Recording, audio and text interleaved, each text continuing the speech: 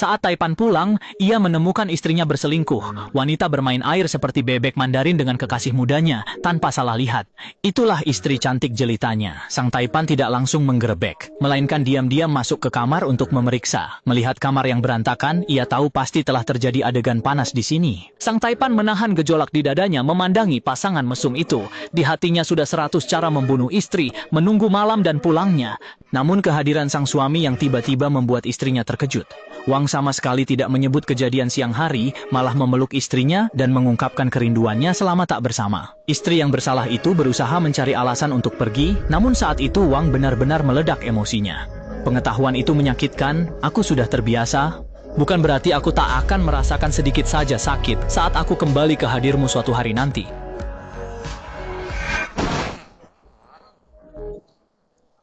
Kegaduhan itu menarik perhatian tukang kebun. Lalu Wang menembak jendela berkali-kali.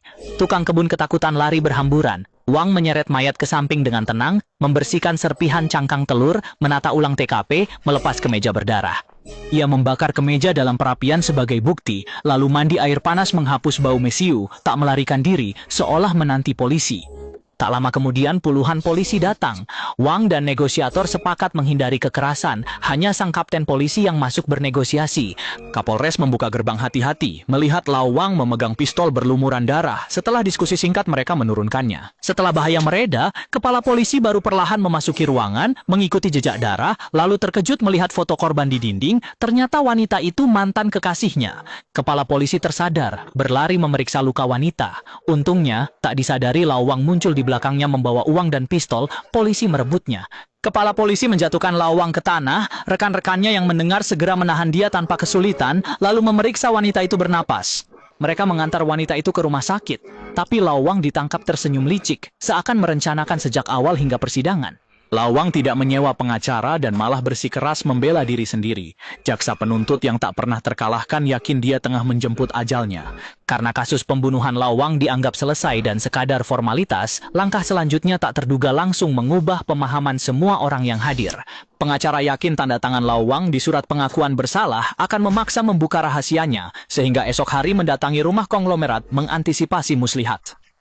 Ia bermaksud mengumpulkan bukti kuat pistol itu benar-benar belum pernah dipakai. Selongsong peluru di lantai tak terkait kasus. Semula ia menyangka ada senjata lain. Mereka menggeledah rumah mewah sampai terbalik, namun tak menemukan senjata lain, membuat Lao Wang semakin percaya diri. Bukan hanya tak menyewa pengacara, Lao Wang sama sekali tidak peduli pada gugatan pengacara penuntut umum karena telah menyiapkan segalanya sempurna. Malam itu, kepala polisi mendadak menemui pengacara Jack, memperingatkan kewaspadaan. Ia curiga ada kejanggalan pada Lao Wang dan tipu muslihat, sedangkan Jack menghadapi kasus pembunuhan Taipan.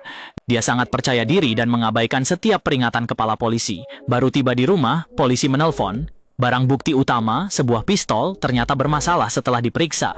Ternyata pistol itu tak pernah terpicu dan tak terkait kasus. Ia menduga senjata asli disembunyikan Lao Wang meski mereka sudah memeriksa seluruh villa di dalam dan luar. Namun mereka tak menemukan senjata pembunuh lain, seolah pistol yang membunuh istrinya lenyap saja. Sebelum kejadian, tubuh Lao Wang tak berbau mesiu dan pakaiannya bebas noda darah. Cangkang telur di lantai itu pun tak memiliki sidik jari Lao Wang. Mereka semua dibuatnya kelabakan. Bahkan bosan, dia mulai menggambar selama persidangan. Tindakan aneh ini membuat Jack dan Hakim sama-sama terheran-heran menghadapi saksi terakhir, sang sheriff. Setelah Lao Wang menandatangani surat pengakuan, dia berpikir apapun kondisi pistol harus segera membungkamnya. Begitu diucapkan, Lao Wang mencabut pengakuannya. Hanya dengan satu kalimat, ia membuat situasi langsung berbalik. Ketika polisi akhirnya menangkapnya saat sedang berhubungan intim dengan istri Anda di kamar tidur itu, saya merasa sangat benar-benar menjijikan. Saya pikir itu cukup menjijikan, tapi saya tidak tahu, mungkin saya salah. Orang lain yang mendengar langsung terhenyak di tempat, sementara sheriff di kursi saksi tak bisa duduk tenang.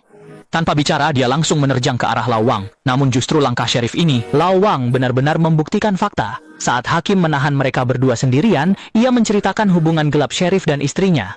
Sebenarnya ia lama menyewa detektif swasta agar mengungkap rahasia mereka, memegang bukti dan surat pengakuannya ditandatangani di bawah ancaman sheriff. Karena bukti batal, Jack hanya punya 3 hari untuk segera menemukan bukti baru. Jika tidak, Lao Wang dibebaskan tanpa kesalahan. Sebagai jaksa tak terkalahkan, Jack merasakan tekanan. Selama waktu itu Jack juga menerima telepon provokasi dari Lao Wang. Dia sama sekali tak menggubrisnya, melainkan menaruh harapannya pada wanita yang sedang koma. Namun ucapan dokter itu benar-benar membuatnya putus asa.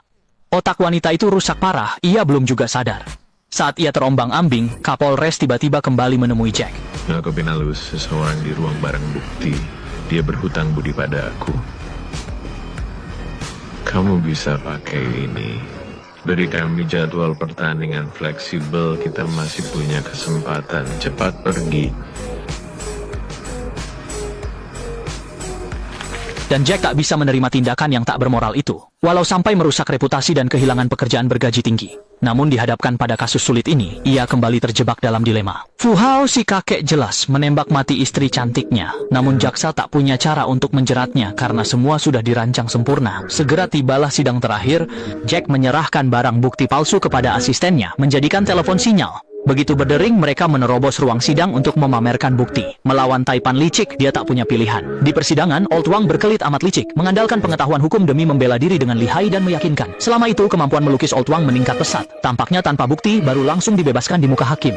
Jack ragu begitu lama hingga tak juga berani melakukan panggilan. Saat meninggalkan ruangan, ia sengaja mengejek Jack. Kapolres tak bisa menerima hasil ini. Terdengar suara tembakan, ia akhirnya memilih untuk bunuh diri. Sementara Old Wang jadi pemenang terakhir. Setelah Old Wang tiba di rumah sakit, berhak menghentikan perawatan sang istri, Jack mendapat kabar dan segera ke rumah sakit dengan surat perlindungan, tapi terlambat. Old Wang sudah menandatangani pengabaian pengobatan. Saat semua selang di tubuh istrinya dicabut satu persatu, napasnya terhenti. Saat Jack tiba, satpam mencegahnya. Harapan Lisi musnah, namun Jack tetap menyelidiki Wang. Suatu hari, ia tanpa sengaja mengambil ponsel rekan, dan bintil jamur kecil tiba-tiba memancing ingatannya.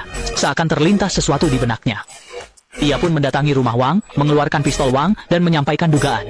Ternyata pistol itu persis sama dengan milik Kapolres. Saat itu, setelah membunuh istrinya, ia sengaja membuat Kapolres menunggu sampai mereka meletakkan pistol dan memeriksa kondisi lukanya. Wang kemudian menukarnya, sehingga pistol itu tak pernah terpicu. Padahal senjata pembunuh yang sebenarnya terus berada di tangan Kapolres, dan Kapolres tak pernah menyadari kejanggalan itu. Namun meski bukti sangat meyakinkan dan ia mengakui kesalahan, Wang dibebaskan tanpa dakwaan karena larangan penuntutan ganda. Proses hukum selanjutnya tak bisa dijalankan, namun kelicikannya, kecerdikannya malah bumerang. Selama sang istrinya hidup peluru tak bisa dikeluarkan, setelah kematiannya baru diambil, lalu ia resmi menuntut Wang atas pembunuhan kedua. Mendengar itu, Wang benar-benar tak bisa menahan diri. Begitu ia keluar, polisi sudah mengepungnya. Ia tinggal menunggu hukuman seumur hidup di balik jeruji. Mentalitas bergantung keberuntungan takkan bisa melawan senjata hukum. Film berakhir.